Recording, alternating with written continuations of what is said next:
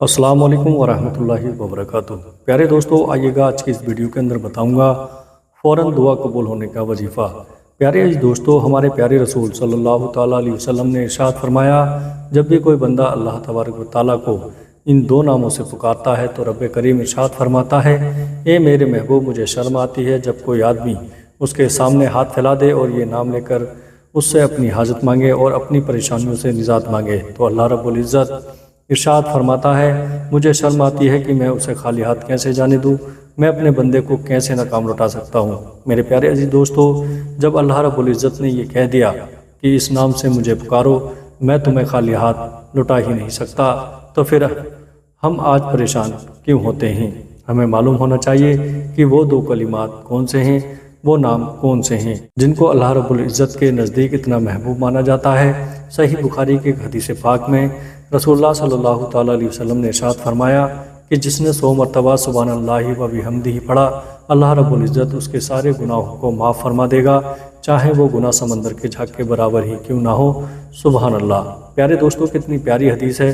اگر آپ کو یہ حدیث اچھی لگی ہو تو کمنٹ میں سبحان اللہ ماشاء اللہ ضرور لکھیں۔ پیارے دوستوں، وہ دو کلمات جانتے ہیں جو اللہ کو بڑے پیارے ہیں، اللہ تبارک و تعالیٰ ان سے بڑا خوش ہوتا ہے، اور جو بندہ جو مانگتا ہے، جو چاہتا ہے، چاہے بندے کو اس کی امید ہی کیوں نہ ہو، پھر بھی وہ اگر اپنے منہ سے وہ الفاظ نکال دیتا ہے تو رب کریم اسے اتنا نوازتا ہے کہ جس کا اس نے کبھی گمان بھی نہیں کیا ہوتا ہے۔ میرے پیارے عزیز دوستو، وہ شرط کیا ہے؟ شرط یہی ہے کہ مسلمان کا یقین کامل ہونا چاہیے۔ عمل وظائف تو آپ بہت کرتے ہوں گے، لیکن کیا آپ کا یقین پختہ ہے، مضبوط ہے؟ کبھی ہے آپ ایک وظیفہ کرتے ہیں اور ایک دن اس وظیفے کو کیا پھر سوچتے ہیں کہ اس سے فائدہ کیوں نہیں ہوا؟ تو میرے پیارے عزیز دوستو، اللہ رب العزت کی ذات جس کو چاہے فائدہ عطا کرتی ہے، اور ہمارے اعمال بھی درست ہونا چاہیے۔ پیارے دوستو، اس لیے سب سے پہلے جو کام کریں، عمل کے شروع میں توبہ کریں۔ پیارے دوستو، رسول پاک صلی اللہ تعالیٰ علیہ وسلم نے ارشاد فرمایا، اللہ تعالیٰ تمہاری توبہ سے اتنا زیادہ خوش ہوتا ہے جتنا کوئی اپنی گمشدہ سواری پا کر خوش ہوتا ہے۔ یعنی جب کوئی انسان اپنی گمی ہوئی چیز کو واپس پا لیتا ہے تو وہ جتنا خوش ہوتا ہے، اتنا ہی اللہ تبارک و تعالیٰ جب کوئی بندہ توبہ کرتا ہے تو اللہ اس بندے سے راضی ہوتا ہے۔ پہلے رب کو راضی کریں، پھر عمل اور وظائف کریں تو اللہ تبارک و تعالیٰ آپ کو بڑا ہی نوازے گا۔ اور جو لوگ روتے ہیں نا، بار بار کی تکلیفیں ہیں، پریشانیاں ہیں، مصیبتیں ہیں، تو حضور کی ایک حدیث بھی وہ سن لیں کہ رسول پاک صلی اللہ تعالیٰ علیہ وسلم نے ارشاد فرمایا، صحیح بخاری حدیث میں، اللہ تعالیٰ جس کے ساتھ خیر کرنا چاہتا ہے اسے بیماری کی تکلیف اور دیگر مصیبت میں مبتلا کر دیتا ہے۔ یعنی اللہ جب کسی سے راضی ہوتا ہے، کسی کے ساتھ شور اور بھلائی کرنا چاہتا ہے تو اسے مصیبتیں اور تکلیفیں عطا کرتا ہے۔ میرے پیارے دوستو، اس کے لیے آزمائش ہوتی ہے، جب وہ ان میں کامیاب ہو جاتا ہے تو رب کریم پھر اسے نوازتا ہی نوازتا ہے۔ تو آئیے میرے پیارے عزیز، پہلے حدیث کی طرف بڑھتے ہیں، جس میں ہم نے یہ شمار کیا تھا کہ وہ دو کلمات ہیں جس سے اللہ راضی ہوتا ہے، اور اللہ تبارک و تعالیٰ فرماتا ہے کہ مجھے شرم آتی ہے جب میرا بندہ مجھے ان دو ناموں سے پکارتا ہے اور اپنی حاجتیں مانگتا ہے تو میں اسے عطا کرتا ہوں، میں اسے خالی ہاتھ نہیں جانے دیتا۔ تو وہ حدیث اور وہ دو کلمات کون سے ہیں؟ سب سے پہلے آپ کو نمازوں کی پابندی کرنی ہے۔ جو لوگ نماز پڑھتے ہیں، اللہ تعالیٰ ان کی پریشانیاں ویسے ہی دور فرما دیتا ہے، اور نماز دل کا سکون ہے۔ نبی کریم صلی اللہ تعالیٰ علیہ وسلم کی آنکھوں کی ٹھنڈک ہے۔ تو نماز کی پابندی آپ ضرور کریں۔ اب اس وظیفے کو کسی بھی نماز کے بعد کر سکتے ہیں۔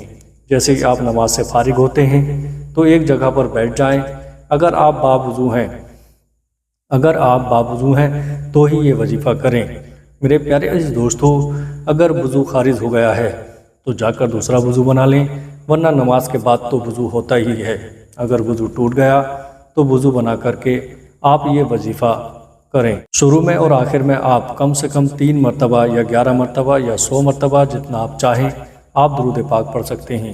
کوئی بھی درود پاک آپ پڑھ لیں، جو درود پاک آپ کو یاد ہو۔ آپ چاہیں تو نماز والا درود پاک یعنی درود ابراہیمی بھی آپ پڑھ سکتے ہیں، یا پھر کوئی درود پاک آپ کو یاد نہ ہو تو آپ صرف اتنا سا کہہ دیں، صلی اللہ تعالیٰ علیہ وسلم۔ یہ بھی ایک درود پاک ہے، آپ یہ بھی درود پاک پڑھ سکتے ہیں۔ اس کے بعد آپ اللہ حی الکریم 344 مرتبہ پڑھیں۔ یہ اللہ تبارک و تعالیٰ کے مبارک ناموں میں سے ایک نام ہے جیسے ہی آپ یہ کلمات پڑھ لیں تو آخر میں پھر سے درود پاک پڑھ لیں جو آپ نے شروع میں پڑھا تھا۔ یاد رکھیے وہی درود پاک آپ آخر میں بھی پڑھیں۔